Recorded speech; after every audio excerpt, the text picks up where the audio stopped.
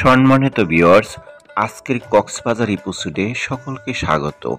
আজকে আমরা জানাবো এক রাত দুদিনে কক্সবাজারের স্পটগুলো কিভাবে সহজে ভিজিট করা যায়।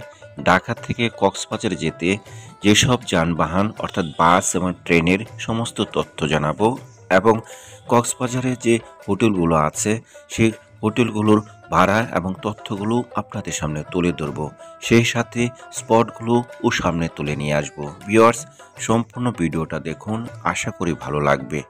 ভিউয়ার্স, ঢাকা থেকে কক্সবাজার যেতে আবদুল্লাপুর এবং নটরডেম কলেজের সামনে থেকে নন এসি, এসি এবং স্লিপার অনেক ধরনের বাস পাওয়া যায়। ভিউয়ার্স, নন এসির ভাড়া সাধারণত 6 থেকে 700 টাকা এবং এসির ভাড়া সাধারণত 12 থেকে 1400 টাকা কিংবা 1500 টাকা হয়ে থাকে। ভিউয়ার্স, স্লিপারের ভাড়া সাধারণত 2000 টাকা থেকে তার উপরে। ভিউয়ার্স, গাড়ি ভেদে এবং সিজন ভেদে ভাড়া সাধারণত আপ ডাউন করে থাকে।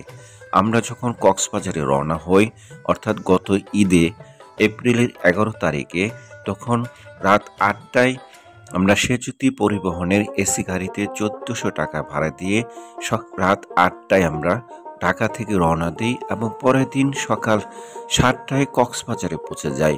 ভিউয়ার্স, এরপরও আপনারা ইচ্ছা করলে ট্রেনে টিকিট কাটতে পারেন। সাধারণত ট্রেনের টিকিট সুবর্ণের চেয়ারে 695 টাকা। ভিউয়ার্স, সাধারণত 10 দিন আগে টিকিট কাটলে টিকিট পাওয়া যায়।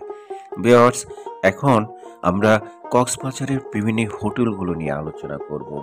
আমরা যেহেতু একটা সিজনে গিয়েছিলাম অর্থাৎ পিক সিজনে, ঈদ সিজনে, তখন হোটেলের একটা চাপ ছিল, তাই আমরা আগেই হোটেল রিজার্ভ করে নিয়েছিলাম। ভিউয়ার্স, আপনারা ইচ্ছা করলে হোটেলগুলো রিজার্ভ করে নিতে পারেন অথবা ওখানে গিয়েও হোটেল খুঁজে খুঁজে বের করতে পারেন।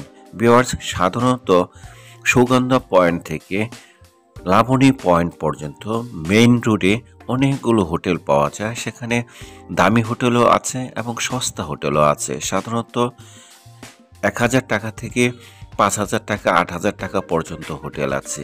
আমরা সুগন্ধা পয়েন্ট থেকে লাবণী হোটেলের মাঝামাঝি জায়গায় মেইন রোডে যে হোটেলটা উঠেছিলাম সেটা হলো হোটেল সিসান রিসোর্ট। এই হোটেলের আমাদের ভাড়া নিয়েছিল এসি রুমের ভাড়া 3 বেডে 3000 টাকা একদিনের জন্য। ভিউয়ার্স, আপনারা ইচ্ছা করলে নিজেরা বিভিন্ন হোটেল ঘুরে ঘুরে দেখে মোলামালি করেও ভাড়া নির্ধারণ করতে পারেন। ভিউয়ার্স, এছাড়াও কলাতলি থেকে সামনে থেকেও অনেকগুলো হোটেল আছে, সেখান থেকেও আপনারা আপনাদের ইচ্ছা মতো হোটেল পছন্দ করে নিতে পারেন। ভিউয়ার্স, আমরা 7টার সময় হোটেলে পৌঁছার পরে 1 ঘন্টায় ফ্রেশ হওয়ার পর কলাতলি থেকে সুগন্ধার মাঝামাঝি জায়গায় অনেকগুলো ছোট ছোট হোটেল পাওয়া যায় এবং ভালো হোটেলে পাওয়া যায়। আপনারা ইচ্ছা করলে সেখান থেকে খেতে পারেন। আমরা সকালবেলায় হোটেল থেকে নাস্তা করে তারপরে আমরা লাবণী পয়েন্টে চলে যাই সকাল 8টার দিকে। সেখানে আমরা 1.5 থেকে 2 ঘন্টায় পানিতে গোসল করি এবং সেখান থেকে ফিরে এসে হোটেলে ফ্রেশ হয়ে তারপরে আমরা চলে যাই। এখানে একটা ফেমাস জায়গা আছে যেখানে জীবন্ত মাছ দেখা যায়, সেটাকে বলা হয় Radian Fishing World. Radian Fishing World হলো মেইন রোড থেকে একটু দূরে, অর্থাৎ এখান থেকে ভাড়া নেবে 30 থেকে 40 টাকা করে প্রতিজন। ভিউয়ার্স, এবং রেডিয়ান ফিশ ওয়ার্ল্ডে সেখানে অ্যাকোয়ারিয়ামে কক্সবাজারের সমুদ্র সৈকতের জীবন্ত মাছগুলো সেখানে দেখানো হয়েছে। এছাড়াও ফিশ সংক্রান্ত আরও অনেক ধরনের তথ্য রয়েছে চাইনিজ মার্কেট এবং বিভিন্ন ধরনের movie theatre. Viewers, radian fish ওয়ার্ল্ডের টিকিটের মূল্য হলো 380 টাকা। তবে যদি আপনি হোটেল থেকে টিকিট কেটে নিয়ে যান তাহলে প্রতিটি টিকিটের মূল্য 20 টাকা করে কম নেবে, অর্থাৎ আপনার আসা যাওয়ার ভাড়াটা এখানে কমে আসবে। ভিউয়ার্স, রেডিয়ান্ট ফিশ ওয়ার্ল্ড কিন্তু খুব সুন্দর একটা জায়গা। সেখানে গেলেই আপনি বিভিন্ন প্রজাতির মাছগুলো এনজয় করতে পারবেন, যে মাছগুলো সমুদ্রে দেখা যায় না, কিন্তু রেডিয়ান্ট ফিশ ওয়ার্ল্ডে জীবন্ত মাছগুলো আপনার চারদিকে ঘুরতেছে। বাস্তবে মাছগুলো আপনাকে আকর্ষণ করবে। ভিউয়ার্স, রেডিয়ান্ট ফিশ ওয়ার্ল্ডে মাছ ছাড়াও অনেক ধরনের ফিশ থেরাপি রয়েছে, তো সেগুলো আপনি এনজয় করতে পারেন। ভিউয়ার্স, রেডিয়ান ফিশ পাল থেকে আমরা 1.5 থেকে 2 ঘন্টা ঘোরার পরে আমরা চলে আসি লাবণী পয়েন্টের ঠিক অপোজিটে মেইন রোডের পিছনে ছোট ছোট হোটেল আছে। এখানে ভর্তা থেকে শুরু করে বিভিন্ন ধরনের দামি আইটেমও পাওয়া যায়। আপনার পছন্দ মতো আপনি সেখান থেকে খাবার খেতে পারেন। ভিউয়ার্স, আমরা দুপুরের লাঞ্চ করার পরে আমরা হোটেলে এসে 2 ঘন্টা আমরা রেস্ট নেই। তারপরে আমরা 5টার দিকে চলে যাই আরেকটা পয়েন্টে, সেটা হলো সুগন্ধা পয়েন্ট। আমার হোটেল থেকে সুগন্ধা পয়েন্টের দূরত্ব মাত্র 3 মিনিট এবং লাবণীর পয়েন্টের দূরত্ব মাত্র 5 মিনিট। অর্থাৎ আমি মাঝামাঝি হোটেলে ছিলাম। ভিউয়ার্স, আমরা সুগন্ধা পয়েন্টে যখন চলে যাই তখন সূর্য অস্তমিত এবং বাটার সময়। তখন আমরা সেখানে যা দেখলাম সেটা হলো বাটার কারণে সমুদ্রর পানি অনেকটা নিচে চলে যাচ্ছে এবং সেখানটার সূর্যাস্তের কাছাকাছি সময়ে আপনাকে আকর্ষণ করবে। এবং সুগন্ধা পয়েন্টটা হলো একটা সবচেয়ে বড় পয়েন্ট, অর্থাৎ যতগুলা বিচ আছে কক্সবাজারে সবচেয়ে বড় বিচ হলো সুগন্ধা পয়েন্ট এবং এই পয়েন্টের লোকজনও বেশি এবং এখানে বিখ্যাত বার্মিজ মার্কেট অবস্থিত। ভিউয়ার্স, সন্ধ্যার পরে ইচ্ছা করলে আপনি এখান থেকে কেনাকাটা করতে পারবেন এবং মাছের বারবিকিউ এখান থেকে খেতে পারবেন। ভিউয়ার্স, এখানে অনেকগুলো ফ্লাইং হোটেল রয়েছে, অর্থাৎ স্ট্রিট ফুড রয়েছে, যেখান থেকে আপনার পছন্দ মতো আপনি খাবার খেতে পারেন। তবে জেনে শুনে বুঝে আপনি দাম মোলামালি করে খাবেন। ভিউয়ার্স, সন্ধ্যার পরে আমরা চলে গেলাম কলাতলি পয়েন্টে। কলাতলি পয়েন্টে সন্ধ্যার পরে দৃশ্যটা আরো অন্যরকম। এখানে মনে হচ্ছে যেন সমুদ্র অর্ধেকটা শুকিয়ে গেছে, অর্থাৎ এখানে বাটার সময় চলছে। আমরা দেখলাম যে যেখানে আগে সমুদ্র কাছাকাছি ছিল সেই সমুদ্র প্রায় অর্ধেকটা শুকিয়ে গেছে। আমরা অনেক দূর পর্যন্ত গেলাম এবং এখানে সবাই খালি পায়ে এবং হাঁটাহাঁটি করছে। ভিউয়ার্স, ছবিতে দেখতে পাচ্ছেন যে সমুদ্র শুকিয়ে যাওয়ার পরে সমুদ্রের অবস্থাটা কি হয়। ভিউয়ার্স, এই জায়গাটাও কিন্তু সুন্দর একটা জায়গা। এই জায়গাটাও সন্ধ্যার পরে খুব জমজমাট হয়। ইচ্ছা করলে সন্ধ্যার সময় কলা কলাতলি পয়েন্ট এবং সুগন্ধা পয়েন্টে রাত গভীর রাত পর্যন্ত আপনারা এনজয় করতে পারেন। এই জায়গাগুলোতে বিভিন্ন ধরনের ঘোড়া পাওয়া যায় এবং স্কুটারও পাওয়া যায়, সেগুলোতেও আপনারা ভ্রমণ করতে পারেন। ভিউয়ার্স, আজকের দিনে অর্থাৎ আমরা প্রথম দিনে আমরা কলাতলি পয়েন্ট, সুগন্ধা পয়েন্ট এবং লাবণী পয়েন্ট এবং রেডিয়ান ফিশ ওয়ার্ল্ড, এই 4টা জায়গায় আমরা ঘুরেছি এবং কক্সবাজারের আশেপাশে জায়গাগুলো আমরা দেখেছি। ভিউয়ার্স, প্রথম দিনে আমাদের এতটুকুই ছিল। যেহেতু আমাদের সাথে বাচ্চা ছিল তাই আমরা রাত 9টার পরে আমরা হোটেলে চলে আসি।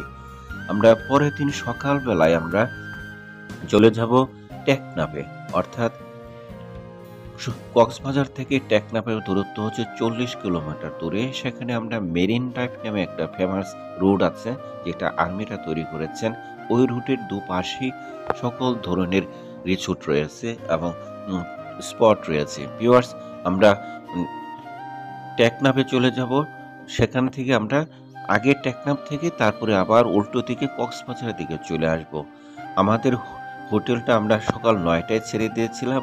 ম্যানেজারের সাথে একটা সম্পর্কের কারণে আমাদের ব্যাগেজগুলো হোটেলে রেখে দিয়েছিলাম এবং ওনারকে এতটুকু আশ্বাস করেছিলাম যে পরবর্তীতে হয়তো ওনাকে আমরা কিছুটা গিফট দেব। সেই কারণে উনি আমাদেরকে একটু কনসিডার করেছিলেন। ভিউয়ার্স, হোটেলের ম্যানেজারের কারণেই আমরা একটা স্কুটার ভাড়া নিই, অর্থাৎ ব্যাটারি গাড়ি ভাড়া নিয়ে আমরা টেকনাফের উদ্দেশ্যে রওনা দিই। আমাদের ব্যাটারির ভাড়া নিয়েছিল 1500 টাকা। ভিউয়ার্স, সারাদিনই আমাদের সাথে ছিল, অর্থাৎ সকাল 9টা থেকে রাত সন্ধ্যা 6টা পর্যন্ত ব্যাটারি চালিত গাড়িটা আমাদের সাথে ছিল এবং উনি আমাদের সমস্ত স্পটগুলো দেখিয়েছেন। ভিউয়ার্স, আমরা এখন যে জায়গাটা আছি সেটা হলো টেকনাফের শেষ প্রান্তে। এটাকে বলা হয় পাকুয়ার টেক। যারা সেন্ট মার্টিন গিয়েছেন, সেন্ট মার্টিনের সমস্ত ধরনের সুযোগ সুবিধা এখানে রয়েছে। সেন্ট মার্টিনে এই যে পাথরগুলা দেখতে পাচ্ছেন, এই পাথরগুলা কিন্তু সেন্ট মার্টিনে আছে, কিন্তু এই পাথরগুলা এই পাকুয়ার টেক ছাড়া কক্সবাজারে আর কোথাও নেই। ভিউয়ার্স, এই পাকুয়া টেকের আরও একটা বৈশিষ্ট্য হলো, সেটা হলো এখানে কিন্তু আপনি সুন্দর সুন্দর ডাব পাওয়া যায়। আমরা পাকুয়া ট্যাগ থেকে চলে আসি। তারপরে আমরা সিপাল রিসোর্ট নামে একটা জায়গায়, যেখানে আর্মিদের সরি নেভিদের কিছু স্থাপনা রয়েছে। ওরা এর মাধ্যমে তাদের শিপে যাতায়াত করেন। ভিউয়ার্স, এই এই জায়গাটা কিন্তু অত্যন্ত সুন্দর একটা জায়গা। এখানে সিপাল রিসোর্টের বিভিন্ন ধরনের টুরিস্টরা আসেন। আমরাও এখানে নেমেছিলাম এবং জায়গাটিকে আমরা এনজয় করেছি। ভিউয়ার্স, এই জায়গাটা থেকে আমরা চলে যাব ঠিক উল্টো দিকে কক্সবাজারের দিকে, সেটা হলো ইনানি বিচ। ইনানি বিচের নাম আপনারা শুনেছেন। ইনানি বিচটা কিন্তু টেকনাফ থেকে যতগুলো বিচ আছে সবচেয়ে সুন্দর এবং সবচেয়ে বড় একটা বিচ। অর্থাৎ ইনানি বিচে গেলে আপনাকে ফিরতেই ইচ্ছে করবে না, কারণ এই বিচটাতে অনেক ধরনের সুযোগ সুবিধা রয়েছে। ভিউয়ার্স, এই যে ছোট ছোট গাড়িগুলো দেখছেন, এই গাড়িগুলোতে আপনারা কিন্তু ইচ্ছা করলে ঘুরতে পারেন ঘন্টা বেসিসে, তবে মোলামালি করে নেবেন। আমরা আমাদের ব্যাটারি চালিত গাড়ি দিয়ে আমরা এখন ইনানি বিচের দিকে মুভ করব। ইনানি বিচ থেকে তারপর আমরা আরও সামনের দিকে আগাবো। ভিউয়ার্স, ইনানি বিচে বিভিন্ন ধরনের আহ, নৌকা আছে, যে নৌকাগুলোকে অর্থাৎ কক্সবাজার সমুদ্র সৈকতে যে নৌকাগুলো পাওয়া যায়, এই নৌকাগুলোই সেখানে বাস্তবে রয়েছে। এই নৌকাগুলো দেখলে আপনারও ভালো লাগবে। ভিউয়ার্স, ইনানি বিচে কিছু জায়গা আছে যেগুলো শুকিয়ে যাচ্ছে, অর্থাৎ আপনি সমুদ্রের মাঝামাঝি জায়গা শুকিয়ে গেছে, চর জেগে উঠছে। আপনি ইচ্ছা করলে সেই চরগুলোতে যেতে পারেন এবং অনেকে যাচ্ছে, আমরাও গিয়েছি। এই চরগুলোতে পায়ে হেঁটে হেঁটে যাওয়া যায়। ভিউয়ার্স, ইনানি বিচটা তে ইচ্ছা করলে আপনি সেখানে দুপুরের লাঞ্চটাও করে নিতে পারেন। এখনও ছোট ছোট হোটেল আছে, তবে এই হোটেলগুলো খাবারের মান দেখে শুনে বুঝে তারপরে খাবেন। ভিউয়ার্স, এই জায়গায় পানির একটু সুবিধাও আছে, যেটা সমগ্র কক্সবাজারে নেই। অর্থাৎ এখানে ভালো কিছু টিউবওয়েল আছে, আপনার ইচ্ছা করলে এখান থেকেও পানির সুবিধা করে নিতে পারেন। কারণ কক্সবাজারে একটা সবচেয়ে বড় অসুবিধা হলো পানির অসুবিধা। প্রতিটা সময় আপনাকে পানি কিনে খেতে হবে। ভিউয়ার্স, আমরা একটার পর একটা স্পটে আগাচ্ছি, তারপরে স্পটগুলো বিবরণ আপনাদের সামনে তুলে ধরছি। কক্সবাজারের ইনানি বিচে যে জায়গাটা আমরা এখন ঢুকবো, সেটা এখনই আমরা দেখব। দেখেন, কক্সবাজারে মানুষ যত যা তার চেয়ে বেশি যায় ইনানি বিচে। এটা হলো ইনানি বিচে কক্সবাজার থেকে লোকজন আসছেন। এই জায়গাটা হলো ইনানি বিচের এই জায়গা। ভিউয়ার্স, এই এইটাই আমরা মেইন রোড দেখতে পাচ্ছি। মেইন রোড থেকে ইনানি বিচের নিচে মানুষ নামছে। আমি বলছিলাম যে নৌকাগুলোর কথা, এরকমই সুন্দর সুন্দর নৌকা পাওয়া যায়। দেখুন, কক্সবাজারে বিভিন্ন জায়গার এই যে ইনানি বিচ, এই ইনানি বিচে অনেক জায়গা শুকিয়ে গেছে, অর্থাৎ সমুদ্রের মাঝামাঝি জায়গাও শুকিয়ে গেছে ভাটার কারণে। সাধারণত টুরিস্টরা এসব জায়গা হেঁটে হেঁটে যায়। ভিউয়ার্স, আমরাও চেষ্টা করেছি এসব জায়গায় হেঁটে হেঁটে পার হওয়ার জন্য। তো ভিউয়ার্স, অবশ্যই রৌদ্র থাকে, রৌদ্রের সময় চেষ্টা করবেন আহ, যেন মাথার উপরে ছাতা নিয়ে আসতে পারেন। অর্থাৎ ছাতা থাকলে আপনার আহ, এখানে এনজয় করতে খুব ভালো লাগবে। ভিউয়ার্স, যে কথাটা বলছিলাম যে সমুদ্র শুকিয়ে গেছে, এই যে দেখেন, এই সাইডটা হচ্ছে সমুদ্র, ওই সাইডটাও সমুদ্র, মাঝে কিন্তু চর চর জেগে উঠছে, যে লোকজন কিন্তু সমুদ্র পাড়ি দিয়ে কিন্তু চরের দিকে এগোচ্ছে। অর্থাৎ সেখানে কিন্তু আরো সামনের দিকে আরো শুকিয়ে গেছে। এই জায়গাটা আম, ঘন্টা বেসিসে কিটকেট পাওয়া যায়, ছাতার মতো। এখানে আপনারাও এনজয় করতে পারেন। ভিউয়ার্স, এই জায়গাটা একটা আকর্ষণীয় জায়গা। এই জায়গায় অনেকক্ষণ থাকা যায় এবং অনেকগুলো বিষয় এনজয় করা যায়। এখানে যেমন স্কুটার আছে, তেমনি বিভিন্ন ধরনের রাইডও আছে, এবং আপনি ইচ্ছা করলে ছোট ছোট গাড়ি এবং এখানে ঘোড়াতেও চড়তে পারেন। ভিউয়ার্স, জায়গাটা কিন্তু অত্যন্ত আকর্ষণীয় জায়গা। আর এখানে আরেকটা জিনিস হলো ঝাউবন আছে। ইচ্ছা করলে ঝাউবনে হারিয়ে যেতে পারে, তবে ঝাউবনগুলোতে সাধারণত ছিনতাই হয়, সেই কারণে না ঢোকাটাই ভালো। বিকজ এই যে নৌকাটা দেখছেন, অনেকে এই নৌকাতেও সমুদ্রের মাঝামাঝি জায়গায় চলে যায়। ইচ্ছা করলে আপনারাও সেখানে যেতে পারেন, তবে দরদাম করে যাবেন। কারণ হলো, দরদাম না করলে ওরা গলা কেটে এই টাকা উদ্ধার করবে। তো ভিউয়ার্স, সমুদ্র সৈকতে সাধারণত এই সিজনটা, অর্থাৎ গ্রীষ্মকালীন সিজনটা একটু শুকিয়ে যায়, কাজে এই সিজনটা এনজয় করা ভালো একটা জায়গা। এই যে নৌকাগুলো, এই নৌকাগুলো আপনাকে আকর্ষণ করবে। আমরা অপর প্রান্তে দেখতে পাচ্ছি যে সমুদ্রের প্রায় কাছাকাছি জায়গায় কিন্তু চর জেগে উঠছে এবং সেখানে কিন্তু গাছপালাও জেগে আছে। ভিউয়ার্স, সমুদ্র সৈকতের বিভিন্ন দৃশ্যই আপনাকে আকর্ষণ করবে। পরবর্তী স্পটটা হচ্ছে আমাদের আরো একটা ফেমাস স্পট, অর্থাৎ দুপুরে লাঞ্চ করার একটা স্পট। এটাকে ঝাউবন বলা হয়, অনেকে কাঁকড়ার চর বলে।